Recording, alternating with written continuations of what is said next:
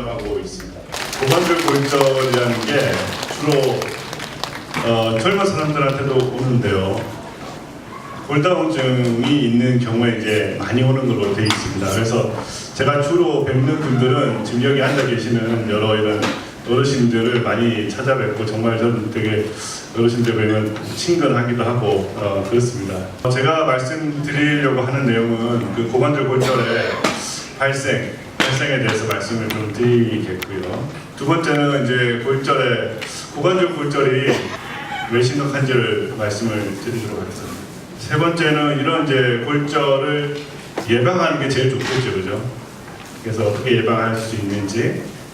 마지막으로 골절 당하신 여러 어르신들 오실 때 어떻게 치료를 하는지에 대한 내용들을 좀 말씀드리도록 하겠습니다. 골절 발생 한번 제가 왜 생길까 한번 보죠. 이게 미끄러져가지고 이렇게 넘어져서 엉덩방아 찢는 경우가 많죠.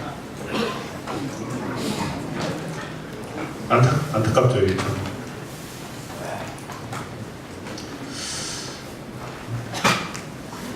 또 한 번 보죠. 이런 분들, 이 참, 핸드폰 오다가 이거 그냥 앞을 잘못 보고 이렇게 뒤로 그냥 넘어지시는 분들. 빅방길 가지 마십시오. 어르신들. 젊은 사람들 이렇게 다 넘어집니다. 이 빙판길은 진짜 위험한데, 소도 넘어집니다. 여러분 네 발로 다녀도 넘어질 수밖에 없어요. 미끄럽습니다. 빙판길 정말 조심하셔야 돼요. 주로 이렇게 넘어져서 이제 골절이 오시는 것 같습니다. 안타깝죠. 참 보면 안타까운데. 이런 분들은 다 젊은 사람입니다. 이런 사람들이 넘어져서 골절이 되는 경우는 별로 없습니다. 대부분은 그냥 넘어지고 툴툴 털고 이제 일어나죠. 어르신들은 이렇게 넘어지면 부러집니다. 저한테 오시는 분들 다 이렇게 그냥 엉덩방아 찢고 넘어져서 오시거든요. 빙판길 중요하지만요. 사실은 집에서 넘어지시는 분들 너무 많습니다. 이게 이제 정상적인 그 엉덩이 뼈입니다. 양쪽으로 관절이 2개 있고요. 가운데 골반이 있죠. 이게 이제 고관절입니다. 고관절. 이렇게 이제 넘어져서 거의 기역자로 꺾여가지고 이렇게 오시는 분이 바로 이제 제가 만나는 고관절 골절입니다. 이런 환자들 이제 CT를 찍으면은 좀 더 이제 명확하게 잘 보입니다, 그죠? 93세 또 우리 여성분께서 왼쪽이 이제 부러져서 오셨습니다. 수술을 했습니다. 수술은 보통 일반적으로 이렇게 이제 뼈를 붙이는 굵은 철심을 받거든요. 그래서 이렇게 해서 이제 고정을 수술했습니다.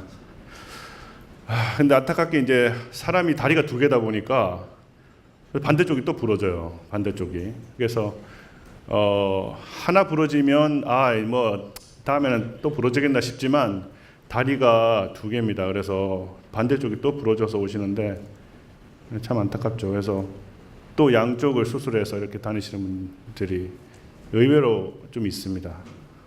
그래서 이렇게 처음에 하나 부러지고 또 2번째 부러지고. 그래서 이런 고관절 골절 정말 그냥 단순 골절인지 그냥 골절 그냥 뼈 붙으면 되는 거 아니냐. 붙으면 끝인데 다른 부분하고 좀 다릅니다. 고관절 골절은. 왜 고관절 골절이 중요하냐. 고관절 골절은 보시는 바와 같이 사망률이 높습니다. 얼마나 높으냐면 여기 비교한 것들 있죠. 우리가 암이 걸리면 상당히 절망에 빠지고 시한부라고 생각하고 있지만 사실은 고관절 골절이 암과 비슷한 정도의 사망률을 가지고 있습니다. 그래서 고관절 골절은 암과 유사한 사망률을 가진 골절이라고 생각을 하셔야 됩니다. 갑상선암, 그다음에 우리가 많은 유방암이라든지 전립선암하고 거의 비슷합니다. 사망률이, 그죠? 사망률이 비슷하고 직장암, 대장암하고도 비슷하고 거의 비슷한 수준의 사망률을 가지고 있습니다. 그럼 얼마나 사망하시느냐? 한 17% 정도 됩니다. 17%. 고관절, 척추, 손목, 상박 이렇게 있는데 이 부분이 다 골다공증으로 인한 골절 부위입니다. 이 부위인데 가장 높은 사망률을 보이는 게 바로 고관절입니다. 고관절. 그래서 다른데 부러지는 거하고는 이게 차원이 좀 다릅니다. 그래서 가능하면 하여튼 고관절은 안 다치도록 노력하는 게 정말 중요합니다. 그러면은 이 17%가 얼마나 높은 거냐? 감이 안 오죠. 일반 사람들에 비해서 얼마나 높은지를 한번 비교해 보면 10배입니다. 10배. 실제적으로 그냥 나이가 들어서 그냥 생기는 사망률보다는 훨씬 높은 사망률이라고 생각하셔야 됩니다. 요 이제 종합해 보면 이제 이 아래쪽에 요 선이 있죠, 그죠? 요 선. 요 선이 일반적으로 돌아가시는 분의 그 사망률입니다. 한 요 정도. 70세면 요 정도, 80세면 요 정도 돌아가시고 90세면 요 정도 돌아가시는데, 자, 고관절은 일반 사람들에 비해서 이만큼이나 많이 올라가죠, 그죠? 자, 뭐 사망하지 않더라도 독립적인 보행이 불가능한 경우가 40%, 일상생활이 어려운 경우가 60%, 정상적인 생활을 하기 쉽지 않습니다. 안타까운 거는 이제 우리나라가 점점 고령화가 되고 있다는 겁니다. 이게 우리나라 데이터입니다. 데이터인데 2009년부터 자, 여기가 이제 2020년 여기까지가 이제 오늘 요번 2018년 올해까지인데 향후에는 더 증가하는 것으로 나와 있습니다. 그래서 지금 어르신들이 점점 더 사회의 주축이 될 가능성이 더 많습니다. 그래서 이런 고령 인구가 증가할수록 고관절 골절은 증가할 수밖에 없죠. 실제 우리가 작년에 뽑은 데이터를 보니까 계속 증가하고 있습니다. 쭉 증가. 빨간색이 여자, 파란색이 남자인데 이렇게 증가하고 있는 게 보여요. 특히 이제 여자가 많죠, 그죠? 지금도 뭐 많으신 분이 이렇게 골절을 당하시지만 향후에는 더 많으신 분이 골절로 고생을 하실 것 같습니다. 그래서 이거를 어떻게 좀 줄이느냐가 제가 해야 될 일이 아닌가 싶습니다. 근데 우리나라의 그 고령화 속도는 다른 나라, 뭐 일본이나 미국이나 프랑스의 그 노인 인구 증가 속도에 비해서 우리나라는 지금 거의 2050년에는 세계 탑이 될 걸로 지금 생각을 하고 있습니다. 이렇게 우리가 이제 뼈를 보시면 정상적인 뼈는 이렇게 가로 세로가 이렇게 반듯하게 배열되어 있는 정상적인 뼈 형태를 가지고 있는데, 골다공증을 가지신 분들은 이렇게 뼈가 얼기설기 돼 있고 거의 뭐 뻥뻥 뚫려 있죠, 그죠? 그래서 우리가 골다공증이라고 이야기를 하고 있습니다. 이러니까 당연히 좀 부러질 가능성이 많아 보이겠죠, 그죠? 자, 우리 몸 속에 있는 뼈를 이제 보고 있는 겁니다. 점점 뼈가 좀 퍼석퍼석해져 가는 게 보이고 있고요. 점점 더 이렇게 뼈가 얼기설기해지는, 이러면서 이렇게 부러지는 게 고관절 골절이 되겠습니다.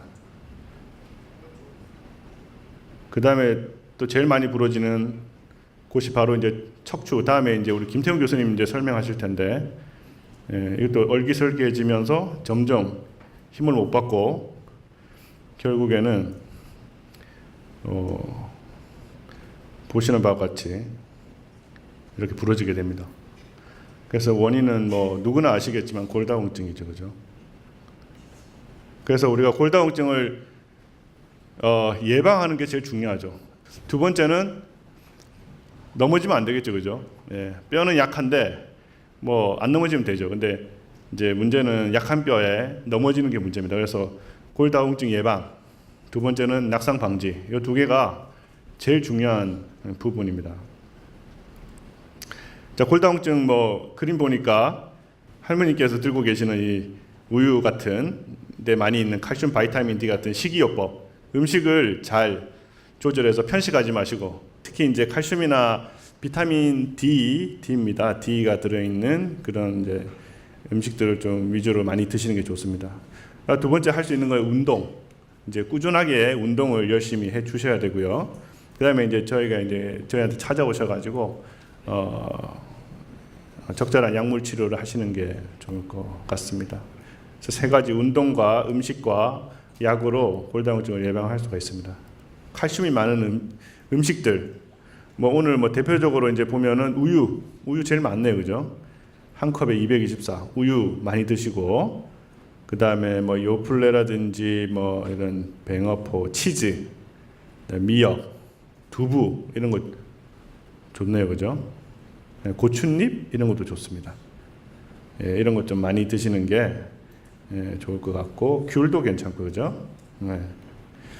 그다음 비타민 D가 많은 거는 주로 이제 우리가 느끼한 그 물고기들, 연어, 그다음에 또 고등어, 정어리, 그 미끌미끌한 게 다 그 비타민 D입니다. 아무리 많이 먹어도 모자라지 않습니다. 많이 드셔야 됩니다. 근데 피해야 할 음식도 있겠죠. 피해야 할 음식, 짠 거 안 좋습니다. 그 다음에 뭐 당연히 라면 안 좋겠죠. 라면 안 좋습니다. 인스턴트 식품들 안 좋습니다.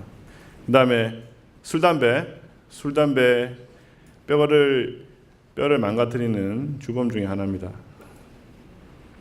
네 번째 커피도 또 어르신들 커피 좋아하시는 분이 많은데 커피도 조금 줄여주시면 좋겠습니다. 하루에 3잔 이상 드시면 뼈에 좀 영향을 미치는 걸로 되어 있습니다. 그래서 조금 가능하면 좀 줄여서 드시고, 그 다음에 우유는 좋습니다. 우유는 좋은데 우유하고 시금치하고 같이 먹으면 안 돼요.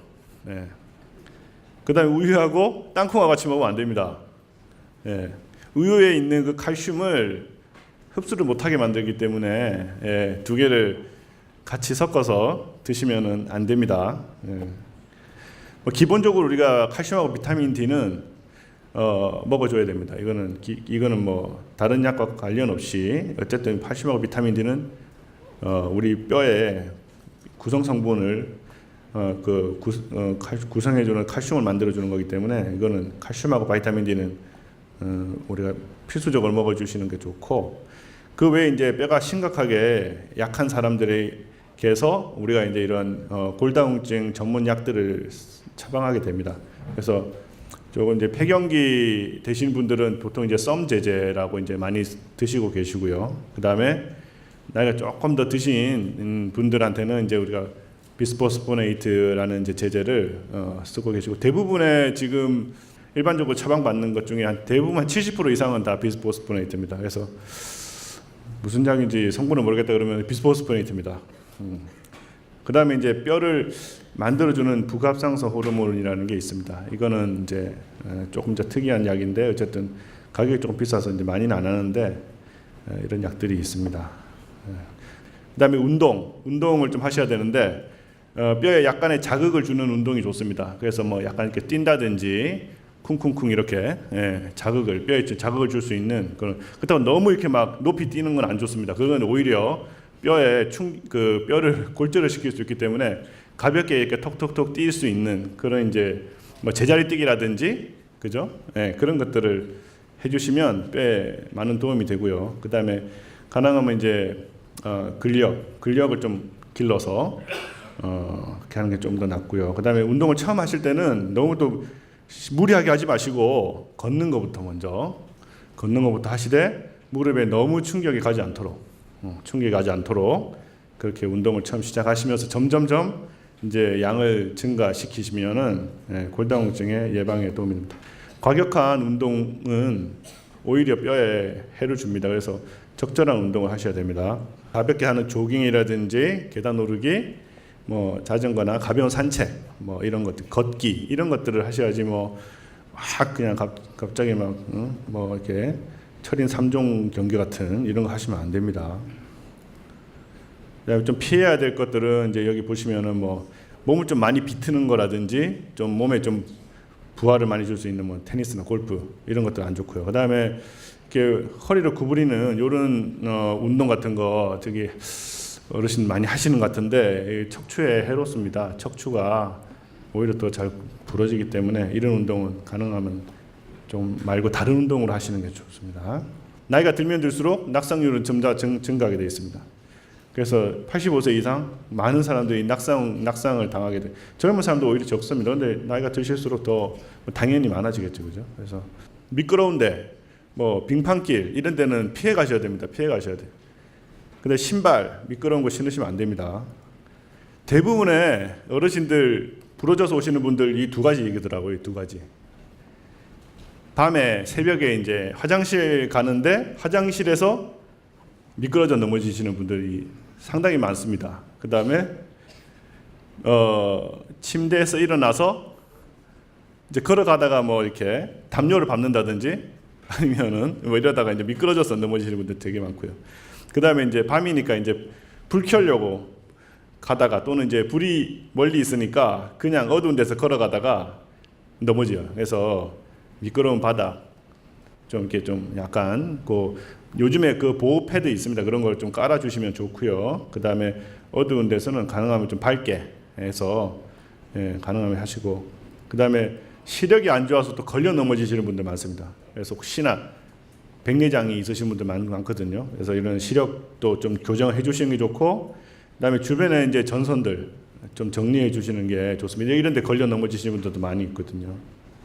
이제 뭐 부러져서 오시면은 어떻게 하겠습니까? 이제 치료해야 되겠죠, 그죠? 그래서 고관절 골절 부러져 오시면은 이제 어떻게 치료하는지 조금 말씀을 드리도록 하겠습니다. 자, 뭐 입원하신 분들 중에 그러신 분도 있습니다. 수술 안 하면 안 되냐? 뭐 이런 분도 있거든요.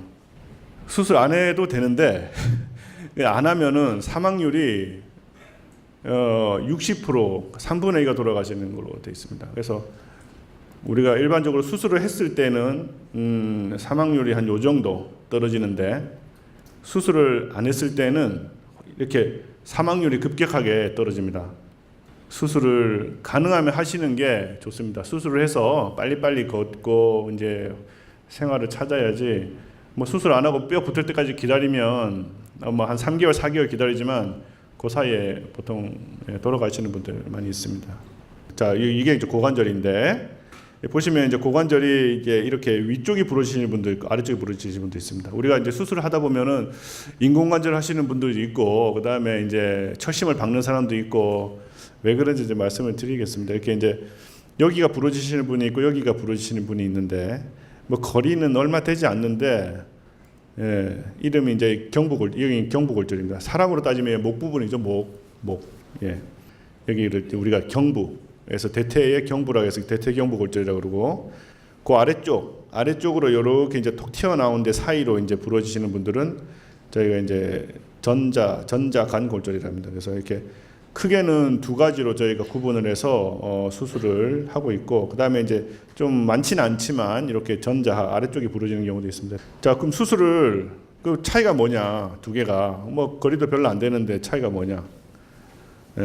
보면 이제 관절막이 있다는 거죠. 관절막, 관절막이 있는데 이렇게 관절막이 있고요. 요 노란 게 이제 관절액입니다. 관절액. 그래서 관절액이 이렇게 돌아다니고 있는데, 요게 상당히 중요한 구조물이 되겠습니다. 그래서 요거에 따라서 이 관절 안에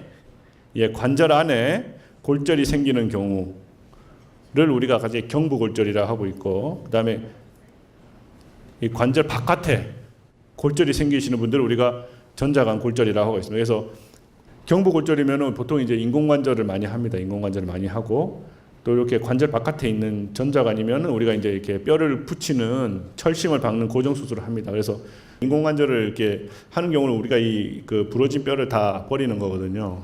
이걸 붙이지 않고 버리고 새로운 관절을 넣는 거기 때문에, 왜 그러면 이걸 버리느냐, 붙이면 안 되냐.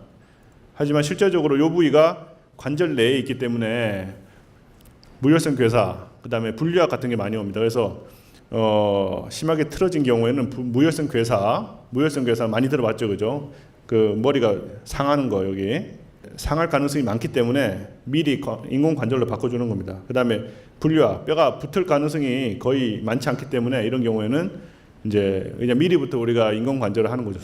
우리 어르신들이 이제 뭐 수술을 2번 받기 쉽지 않습니다. 그래서 한 번만에 수술을 해드려야 되기 때문에 우리가 이렇게 일단 고정해보고 다시 안 붙으면 하자.